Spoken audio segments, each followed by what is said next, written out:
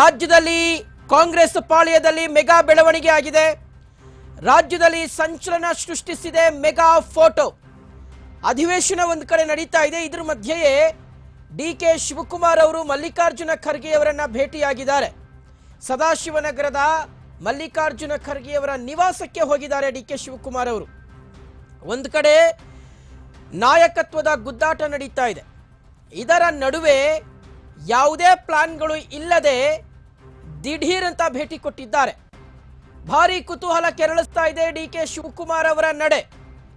ಒಂದು ಕಡೆ ವೀರಪ್ಪ ಮೊಯ್ಲಿ ಅವರು ಕೊಟ್ಟಿರ್ತಕ್ಕಂಥ ಒಂದು ಸ್ಟೇಟ್ಮೆಂಟ್ ರಾಜ್ಯ ಕಾಂಗ್ರೆಸ್ನಲ್ಲಿ ಸಿಕ್ಕಾಪಟ್ಟೆ ಸಂಚಲನವನ್ನ ಉಂಟು ಮಾಡಿರುವಂಥದ್ದು. ಇದರ ನಡುವೆ ಡಿಕೆ ಶಿವಕುಮಾರ್ ಅವರು ಮಲ್ಲಿಕಾರ್ಜುನ ಖರ್ಗೆ ಅವರನ್ನ ಭೇಟಿಯಾಗಿದ್ದಾರೆ. ಸೊ ಈ ಭೇಟಿ ನಾನಾ ಅರ್ಥಗಳನ್ನ ಕಲ್ಪಿಸ್ತಾ ಇದೆ.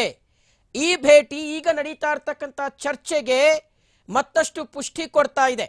ಒಂದು ಕಡೆ ಮೊನ್ನೆ ವೀರಪ್ಪ ಮೊಯ್ಲಿ ಅವರು ಡಿಕೆ ಶಿವಕುಮಾರ್ ಅವರು ಮುಖ್ಯಮಂತ್ರಿ ಆಗೇ ಆಗ್ತಾರೆ ಅಂತ ಕೊಟ್ಟಂತ ಒಂದು ಹೇಳಿಕೆ, ಅದು ಡಿಕೆ ಶಿವಕುಮಾರ್ ಅವರ ಸಮ್ಮುಖದಲ್ಲೇ ಅವರೇ ಇದ್ದಂಥ ವೇದಿಕೆಯಲ್ಲೇ ವೀರಪ್ಪ ಮೊಯ್ಲಿ ಅವರು ಒಂದು ಕಡೆ ಡಿಕೆ ಶಿವಕುಮಾರ್ ಅವರು ಮುಖ್ಯಮಂತ್ರಿ ಆಗೇ ಆಗ್ತಾರೆ ಅಂತ, ಮತ್ತೊಂದು ಕಡೆ ಮತ್ತೊಬ್ಬರು ಶಾಸಕರು, ಚನ್ನಗಿರಿ ಶಾಸಕರು ಡಿಸೆಂಬರ್ ವೇಳೆಗೆ ಡಿಕೆ ಶಿವಕುಮಾರ್ ಅವರು ಸಿಎಂ ಆಗ್ತಾರೆ, ನಾನು ರಕ್ತದಲ್ಲಿ ಬರೆದು ಕೊಡ್ತೀನಿ ಅಂತ ಹೇಳಿದ್ದಂಥ ಸ್ಟೇಟ್ಮೆಂಟು. ಇದರ ನಡುವೆ ಮಲ್ಲಿಕಾರ್ಜುನ ಖರ್ಗೆ ಅವರನ್ನ ಡಿಕೆ ಶಿವಕುಮಾರ್ ಅವರು ಭೇಟಿಯಾಗಿರುವಂಥದ್ದು ಸಾಕಷ್ಟು ಕುತೂಹಲವನ್ನ ಕೆರಳಿಸ್ತಾ ಇದೆ. ಮೊನ್ನೆ ವೀಕ್ಷಕರೇ, ಈ ಕುಂಭಮೇಳ ನಡೆಯುವಂಥ ಸಂದರ್ಭದಲ್ಲಿ ಮಲ್ಲಿಕಾರ್ಜುನ ಖರ್ಗೆ ಅವರು ಕೊಟ್ಟಂತ ಒಂದು ಸ್ಟೇಟ್ಮೆಂಟ್ ಯಾವಾಗ ದೊಡ್ಡ ವಿವಾದದ ಒಂದು ಅಲೆಯನ್ನ ಎಬ್ಬಿಸ್ತೋ, ಆಗ ಡಿಕೆ ಶಿವಕುಮಾರ್ ಅವರು ಅದೇ ಕುಂಭಮೇಳಕ್ಕೆ ಹೋಗಿ ಪವಿತ್ರ ಸ್ನಾನವನ್ನ ಮಾಡಿ ಬಂದ ಸಂದರ್ಭದಲ್ಲಿ ಒಂದು ರೀತಿಯಾದಂತಹ ಹೊಸ ಚರ್ಚೆ ಶುರುವಾಗಿತ್ತು. ಡಿಕೆ ಶಿವಕುಮಾರ್ ಅವರು ಮಲ್ಲಿಕಾರ್ಜುನ ಖರ್ಗೆ ಅವರಿಗೆ ಸೆಡ್ಡು ಹೊಡೆದಿದ್ದಾರೆ ಅನ್ನುವ ರೀತಿಯಾದಂತಹ ಚರ್ಚೆಗಳು ನಡೀತಾ ಇತ್ತು.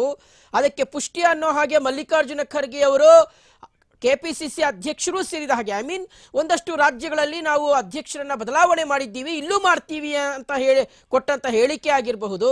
ಇದೆಲ್ಲದರ ನಡುವೆ ಈ ಭೇಟಿ ಸಾಕಷ್ಟು ಕುತೂಹಲವನ್ನ ಮೂಡಿಸ್ತಾ ಇದೆ.